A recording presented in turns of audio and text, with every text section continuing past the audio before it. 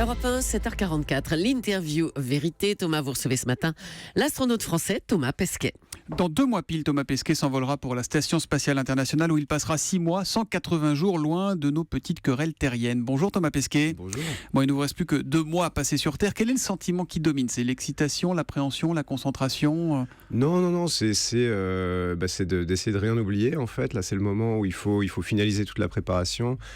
C'est un peu la dernière ligne droite. C'est comme quand on se prépare à traverser l'Atlantique ou escalader une montagne. C'est le moment où l'entraînement a payé depuis toutes ces années. Et puis, il faut régler les derniers détails. J'ai une petite question. Vous êtes arrivé avec un petit rhume ce matin. Si vous aviez un petit rhume le jour de décollage, ils vous diront toi tu restes à terre ou quand même Non, pas ? alors j'espère pas. Ce serait quand même un peu dommage d'avoir travaillé des années pour ça. Non, mais il y aura une quarantaine médicale à Baïkonour, donc on sera mis sous bulle à partir de 2 semaines avant le lancement environ, suivi par des médecins. Et puis, si jamais il y avait un petit rhume comme ça, on le soignerait. Si jamais il y avait un problème beaucoup plus grave, sans vouloir parler de malheur, c'est vrai que ça n'arrivera pas. Ça n'arrivera pas. Voilà. Bon, avant d'arriver là-haut à plus de 400 km, vous le disiez, il va falloir faire le voyage en partant de Baïkonour. J'espère que vous n'êtes pas malade dans Soyouz, la capsule qui va vous transporter. Vous avez pensé à ce moment, on va refermer la porte de la capsule, PNC à vos portes, là, c'est pas une petite peur, ça, un petit Lexo avant le voyage?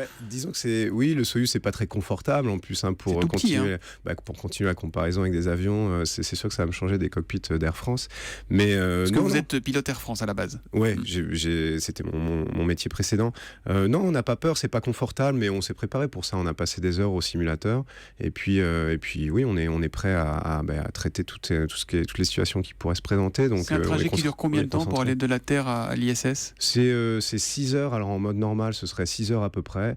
On peut passer en mode dégradé, on va dire. Là, on mettrait 2 jours à rejoindre l'ISS, là, 2 jours dans un petit volume comme ça, là, 2 jours dans le volume d'une Fiat 500 à peu près. Ce serait pas confortable. À 3. À 3, d'accord. Ça fait 7 ans que vous attendez d'y aller, 3 ans que vous vous préparez, Thomas Pesquet. Vous décollerez donc le 16 novembre. Est-ce qu'à J-60, on s'habitue à manger en poudre? Est-ce qu'il faut s'habituer à ce genre de choses? Non, justement, on essaie de profiter un peu des plaisirs de la Terre. Moi, j'aime bien aller faire mon footing dehors et puis essayer de profiter du plein air, de la bonne nourriture, des choses comme ça, parce que tout ça, évidemment, pendant 6 mois, ça va disparaître. On peut pas ouvrir la fenêtre, on peut pas avoir toutes ces petites actions de la vie quotidienne. Donc, j'essaie d'en profiter au maximum. C'est un rêve que vous allez réaliser. Est-ce qu'enfant, le petit Thomas Pesquet, il avait déjà ça en tête? Oui, le petit Thomas Pesquet, il avait déjà ça en tête, mais il avait aucune idée, le petit Thomas Pesquet, que c'était quelque chose qu'on pouvait faire. Comme on devient astronaute, il le savait pas. Finalement, tout ça s'est construit pas à pas, pendant les 30 et quelques années qui m'ont amené ici. Mais vous savez que votre papa vous faisait des maquettes de navettes spatiales et que vous restiez dedans au lieu d'aller dîner? Oui, c'est vrai. C'était des espèces en carton, avec dessiner des cadrans sur des morceaux de carton, là, mettait des coussins dedans pour me faire un cockpit un peu confort. Donc ça c'était vrai, ça a commencé comme ça. C'est mon souvenir le plus jeune de spatial. Alors là où vous serez ingénieur de bord, ça fait quoi un ingénieur de bord à bord de la Station Spatiale Internationale? Un ingénieur de bord, ça fait tout en fait. Il faut je vais être un peu copilote pour amener le Soyouz là-haut et puis s'arrimer à la station spatiale. Une fois là-haut, on va faire opérateur scientifique pour réaliser toutes les expériences du programme de l'Agence spatiale européenne. Mais ce sont des expériences, il faut être bac+32 pour que ça nous serve à quelque chose, ou ça va changer notre vie à nous aussi, modestes terriens? Non, il ne faut pas être bac+32. En fait, c'est facile. On se sert de l'environnement spatial pour accéder à des choses qui sont cachées sur Terre par la gravité. Ça, par exemple, un exemple simple, c'est pour les alliages métalliques. Sur Terre, ça se sédimente, un peu comme l'eau et l'huile. Dans la station, ça ne se sédimente pas. On peut observer des processus. Pour la médecine, c'est pareil. On sert des astronautes comme cobayes. On regarde l'effet de l'environnement spatial sur eux, et ça nous permet de modéliser le vieillissement. On a des recherches sur les cellules souches.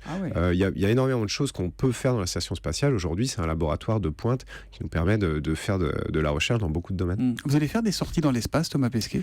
Des sorties dans l'espace, alors c'est jamais certain jusqu'à ce que ça arrive. C'est une opération compliquée. C'est ce qu'il y a de plus dangereux, entre guillemets. Il faut prendre ses précautions. Mais il y en a 4 aujourd'hui qui sont prévus pendant les 6 mois. Donc j'espère que j'aurai la chance d'en faire une. Ouais, vous avez revu Gravity récemment, non, avec Georges Clooney ou pas? Oui, je l'avais vu à l'époque, j'avais bien aimé, je trouvais ça sympa. Et ça vous a pas coupé l'envie d'y aller? Non, parce que c'est de la fiction, dans la vraie vie ça se passe pas comme ça. Mais, ça se finit mal, voilà. Oui, dans la vraie vie ça se finit toujours bien. Ouais, heureusement. Est-ce que votre valise est prête? Est-ce que c'est 23 kilos comme chez Air France? Non, c'est pas 23 kilos comme chez Air France, c'est 1,5 kg. Non, j'exagère. Enfin, il y a deux kits. Il y en a un qui est un peu plus grand, style boîte à chaussures, et il y en a un qui part vraiment avec nous. D'ailleurs, moi, mon kit un peu plus grand, il est déjà là-haut. Hein. Il a été amené dans la station spatiale, oui, par des vaisseaux ravitailleurs qui amènent de la nourriture. Eh ben, il y a beaucoup de choses. Il y a des effets un peu personnels. Il y a des livres de Saint-Exupéry. C'est classe de lire Le Petit Prince là-haut, non? Je sais pas si c'est classe, mais je trouve que c'est un symbole pas mal. En plus, pour quelqu'un qui est pilote de ligne français, pour moi, ça résonne un petit peu.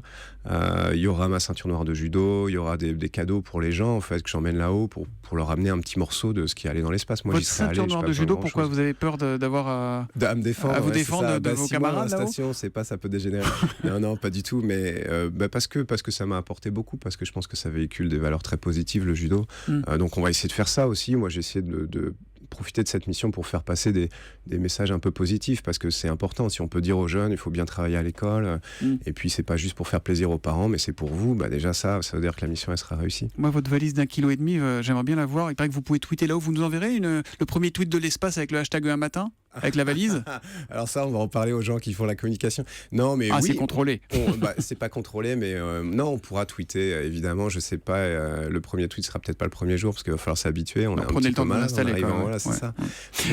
Vous serez là-haut au moment de la présidentielle, Thomas Pesquet. Vous allez devenir le premier abstentionniste de l'espace, parce que, sauf erreur de ma part, il n'y a pas de bureau de vote là-haut. Quand vous allez faire? Non, mais justement, ça fait partie des choses auxquelles j'ai pensé, parce que c'est important, je pense, de voter. Et évidemment, on va faire une procuration. Vous aurez le droit quand même à une procuration. Mais bien sûr, c'est important.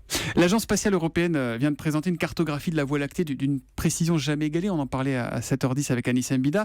Il y a donc au moins 1,142 milliard d'étoiles. Ça fait du monde. Est-ce que vous pensez qu'il y a des extraterrestres? Alors des extraterrestres, je ne sais pas, de la vie sous forme microbienne, organique, à mon avis, il y en a sans doute quelque part. On vient de découvrir, il n'y a pas très longtemps, autour de l'étoile Proxima, qui est la plus proche du système solaire, une planète qui serait dans la zone à peu près habitable. Et ça, moi, je trouve que c'est super, parce que la raison pour laquelle j'ai appelé ma mission Proxima, c'est aussi pour dire, Proxima, c'est l'étoile la plus proche, c'est un symbole de l'exploration spatiale. Peut-être un jour, on ira y poser les pieds. Donc ça veut dire que l'exploration spatiale, c'est d'actualité, et puis ça continuera dans le futur. On n'a pas fini d'être surpris et de faire des découvertes.